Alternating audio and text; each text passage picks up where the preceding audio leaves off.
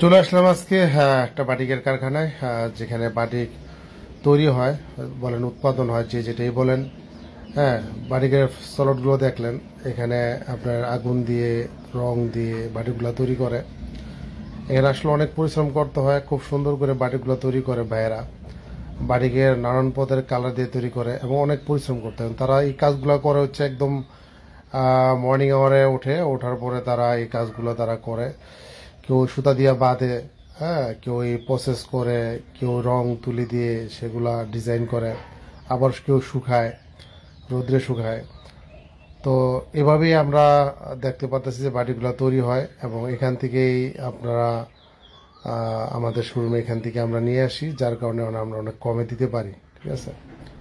তো বাটিকগুলা অনেক সুন্দর, বাটিক পরলে অনেক নিজেকে কমফোর্টেবল লাগে। হ্যাঁ, তো এই যে বাইরে দেখতে পারতেছেন, কেউ যখন রং করে অনেকে এটা ধুয়ে পরে শুকাতে দেয়, শুকার উপরে প্রসেসিং করে। আমি আবার দাঁড়া ভিডিওটা